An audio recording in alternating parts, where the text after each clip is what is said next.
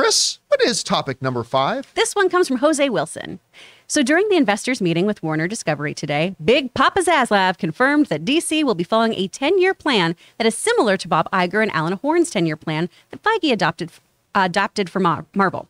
They plan on having a complete reset of the DC universe. By adopting the 10-year plan, what does this mean for The Flash, Aquaman, Shazam, and Black Adam? Let's face it, The Flash doesn't exist. Oh, good guy, Jose. But do the rest exist once the 10-year plan is adopted? I'd love to hear your thoughts. By the way, I've been a fan since the AMC days. Oh, love thank the show. you. All right, thanks a lot for saying that in, Jose. And yeah, this to me was the biggest and maybe the most encouraging thing I heard come out of the Investors Day call. Number one, DC is now its own full-fledged division, which is something for a long time fans have kind of wondered, why isn't DC its own division just like Marvel is its own division over at Disney? It is now its own division. So that's great. And they already talked about how we are going to have quality standards. We are not going to put out movies just to make a quarter. We're not going to put out movies before they're ready. And we are certainly not going to put out movies we don't believe in. Now, that doesn't mean that just because they believe in a movie, when I see it, that I'm going to like it. But at least you got some quality control. And that's important. But they also went in to say a couple of very, very key things. We'll read their quote here in a second. But a couple of very, very key things, including they want to get a person in and they're going to formulate a 10-year plan. And that one of the central figures of that plan is going to be Superman. Which we've been saying. Which we have been saying for a long time. Anyway, let's go over and see this quote. This comes to us from Yahoo News, who wrote the following. During the presentation, Zaslav repeatedly pointed to the company's DC superhero properties, including Batman, Superman, and Wonder Woman, as central to the company's broader content strategy. To better marshal those properties, Zaslav cited his previously reported goal of putting together a team with a 10-year plan focusing just on DC, similar to the approach Disney has taken with Marvel Studios as run by Kevin Feige. But he did not announce who would be heading that team yet. These are brands that are known everywhere in the world, he said to the of the DC characters, and as a part of that, we are going to focus on quality. DC is something that we think we could make better, and we are focused on now. We are going to focus on quality. We think that DC is something that we can make even better, and we are going to focus on that now. Okay, I spoke a little bit earlier about that. If it sounds like I'm fanboying a lot over what's going on at Warner Brothers, it is simply because they are doing everything I have been saying for years and I want a studio to do, and they're doing all of it. How long has everybody been saying DC, all the fans everywhere have been saying for years that enough of this rotating carousel of who is or isn't in charge of the DC properties are, like this guy is, then that guy is, then Ben Affleck. Remember when Ben Affleck was for about 5 minutes, and then Jeff Johns was for a second, and then Walter Hamada was for a second, but then he just got put into a committee of 6 other people, and then enough that everybody's been saying for years. You need somebody in charge there. You need somebody in charge. For him now to say, we're going to get one person we put in charge, and we're going to surround them with a team, and we are giving them one exclusive mandate. These iconic, fantastic DC characters, and come up with a 10-year plan that we are going to back you on. And it's got to be good. We're not just going to put out shit just for the sake of putting it out. We're not going to put it out because, damn it, we don't have a Christmas of 2023 movie yet. Get into production on something quick. We're not going to do that anymore. The old sheriffs did. We're not. And one of the central figures they made sure to point out was Superman. Now, listen, I'm not going to get ahead of myself and think, confirmed, Henry Cavill is coming back as Superman. For all I know, they're like, listen, the other regime, they ran it into the ground. They mismanaged this so bad that it's too late now for us to bring Henry back. It's not, but maybe they're going to think that. Okay, so I'm not just going to base my glee here on the idea of Henry Cavill coming back as Superman, but that's possible. It is possible. He's still on the right side of 40, Henry Cavill, right? So he could be it, but I'm just letting you know I'm not going to assume that's going to be Henry Cavill. But just for the fact that they have let the Superman character wallow now for years and years with no plan. And now here comes along a studio head saying, you got to build around fucking Superman. You can't have Superman in your stable and leave him in the pen. You can't keep Superman on the bench. He's Superman. He also mentioned, of course, the other two members of the divine DC Trinity in Batman and Wonder Woman. And of course, they're going to move on from that. We want to take a second to thank the sponsor of this video, Peacock's new series, The Resort. In Peacock's must-see new series, there's more than just trouble in paradise. There's a flip phone, a disappearance, and a suspiciously timed hurricane. The Resort, a new Peacock original from the creators of Palm Springs and Mr. Robot, is an unexpected exploration of how love, marriage, and family can be a real trip. When a couple finds an old flip phone in the jungle on an anniversary getaway, they are unknowingly pulled into an unsolved mystery, a bizarre case that went cold 15 years prior when a once-in-a-century storm wiped away all the evidence. This journey through the Mayan Riviera will take you from the edge of your seat to the depths of human experience and back again. Starring William Jackson Harper, Kristen Milioti, Luis Gerardo Mendez, and Nick Offerman, The Resort is streaming now only on Peacock. So, I mean, again, Rob, to me, I just get giddy because this is the stuff I've been saying for so long that I want to see. So you're going to have to forgive me if I get kind of stoked about it when I see a studio actually doing it. Rob, a lot of stuff in here. Number one,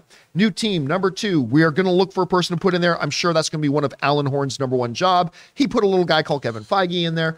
That 10-year plan, focusing on Superman, Batman. A lot of stuff there to digest. What's your takeaway? Well, first of all, like you, it's very exciting to hear this. But not to be a wet blanket, but the problem that he's going to have is who, you know, I'm like, that sounds great. Kevin Feige is a singular figure in Hollywood. I mean, he started working for Richard Donner, you know, and then he worked on all of these different Marvel movies at different studios, you know, Fox with the X-Men and Daredevil and Ghost Rider and Lionsgate, The Punisher, and then Spider-Man. There is no one in Hollywood, I think, no one who is equipped right now to run this division, to run DC. Somebody, I mean, you could say there's a producer like Chuck Roven who's worked on a lot of the DC titles as a physical, you know, getting movies produced, but there is no DC Kevin Feige. There is nobody out there who's produced a bunch of movies that's also a creative that I think can step into this role to shepherd, and I think that's a big problem. I think it's always been a problem for DC. You know, they looked at Christopher Nolan. Christopher Nolan's gonna run after the Batman movies, you know, but he's a filmmaker. He's a director. He's not somebody that's going to shepherd the creative direction like Kevin Feige, who's grew up a geek, learned the movie business, produced 14 Marvel movies, saw what worked and what didn't work, and then started the MCU. There's nobody like that. And so they can talk about, I think they're talking a good game, but I'm thinking as I rifle through my head, John, who would be that person? Who would, and there isn't one. Well, no, there is. There is. And the person who can find that person. Now, granted, there's nobody who is that person right now. That's what I mean. But there are many who can become that. Yes. And if you're going to pick one person who has the responsibility to identify who that person is, Alan Horne's the man. It's Alan Horne. Alan Horne's the man.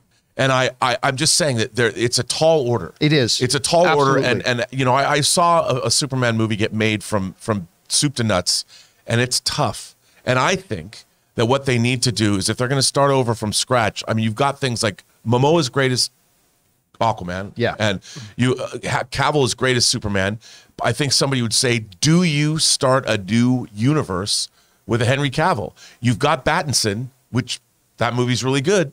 You know, so you've got these vestiges. If they were shaped into a different direction, they could be great. Or do you go from the very beginning and start from scratch? Yeah. So do you build from flat ground, or do you take some piece? And this isn't a rhetorical question. I'm honestly wondering, do you start from complete flat ground, or do you start with a few pieces that do work and then build around those pieces and build a new structure? I don't know what the answer to that is. I mean, but that's going to be one of the things that they have to try to figure. And you're right. Yeah. It's a very tall order. Because then you, not only do you need a visionary at the top, a creative visionary that has a direction, that understands what they want to do, then you have to have the filmmakers to come in, and you have to have the screenwriters to write this stuff. And, you know, that's a tall order. We've seen these people, and sometimes you have people, and I won't use the name of the franchise, but people that I disagree with their whole approach to one of my favorite franchises. What are you talking about? I know, right? You watch these things and you're like, these people get put into place, and they're not exactly, if you look at the creatives and how it's all working, it's not working. It lurches from side to side or place to place. And who are they going to find? And I'm hard pressed to even think, how many filmmakers do we have left that are capable of delivering these kinds of movies? And when you think about it, it's all the you think about Spielberg and Martin Scorsese and Christopher Nolan and David Fincher. It's all these guys that where are the new people? Where's the new blood that you need to do this? I mean, I was happy to see my friends, the Pierce brothers, they're doing a horror film for Screen Gems. I'm like, those guys deserve to be doing a lot more than they are. Thank God. But who else are we going to get? Can I throw out a name? This is a name of somebody who has got a bunch of experience as a filmmaker, has been getting more and more involved in producing and production, stuff like that, has their own shingle right now. And they're certainly not Kevin Feige right now. Matt Reeves. I just throw out that, I'm not saying that Matt Reeves is the one and the only guy. I'm not saying that, but I'm saying somebody like a Matt Reeves who has had success as a storyteller, has had success as a producer, runs their own little production shingle, stuff like that. Somebody that maybe Alan Horne could look at and say, this is somebody who's got the right mindset, and I believe they could become that. I mean, it was somebody like that. I don't know. No, I think that's a great. Well, he Apes. He already did one franchise. He's moved over and he's done Batman. But the thing is, like everyone else, he's a filmmaker. But he's getting more and more into producing and stuff like he's doing more and more of that, right? It's true, but I still think the great thing about Kevin Feige is he doesn't have these directing aspirations. So he's able to sort of guide things. Whereas Matt Reeves, I don't think is going to want to stop making movies. Plus, he's a great filmmaker. You're right. I mean, if you have a consortium of guys, like, I keep thinking about, it's not the same thing, but I keep thinking about propaganda films. Like back in the 90s, when you had people like Fincher, Michael Bay, these guys who were making commercials, and they all sort of went off and did things varying degrees of success. That's what they needed. DC Studios needs that. It needs a think tank of like 10 dudes and girls, and new filmmakers, and people we haven't seen before. I don't know who those people are. Well, I think that's what Zaslav was referring to, right? Like not only do we need to get somebody to kind of run this, we need to collect. I believe the quote was, Zaslav said previously, putting together a team with all this kind of to work around that one person. So I know, Chris, again, there's a lot to unpack in that, just that one statement. What's your takeaway from it? I mean, the writing was on the wall once Alan Horne came on board, right? We knew a 10-year plan rollout kind of thing was going to happen of, it ain't broke. Like, we know this kind of plan works. Let's apply it here.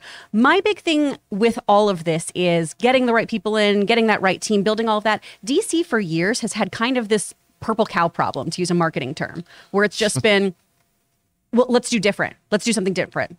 We're going to make it gritty. We're going to be different than Marvel. Oh, we'll be it this way. We'll do that. It's been a lot of spaghetti at the wall, right?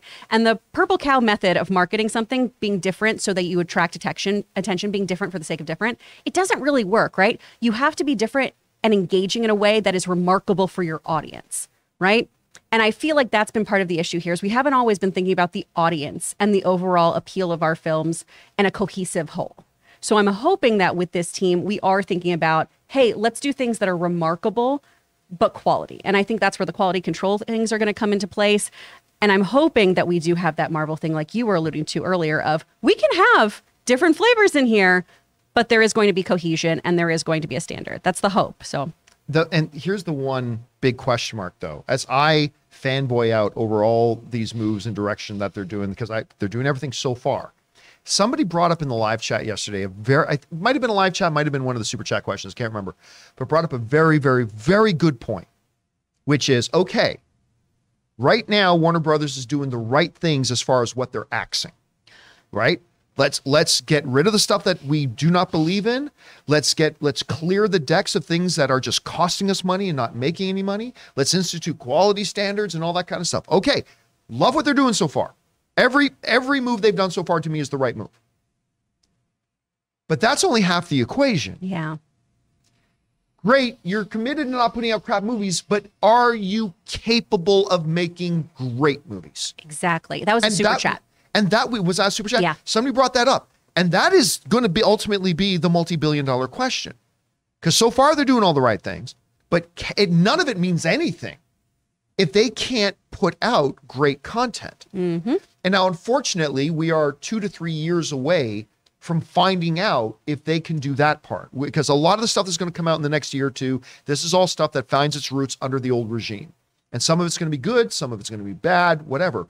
So it's going to be a couple of years, but I mean, all of this that I get so excited about ain't going to be worth anything if at the end of the day they start putting out movies and they're not good. And so that's what we're going to have to see. Anyway, guys, question is for you. What's your takeaway from all this? The new ownership is saying, listen, we need a definitive plan. We need to treat characters like Superman, Batman, and Wonder Woman as central figures, that the DC characters are incredibly valuable around the world and they need to be treated with a certain respect, that we're going to have a 10-year plan. We're going to get the proper people in charge. It's a great thing to say. Can they do it?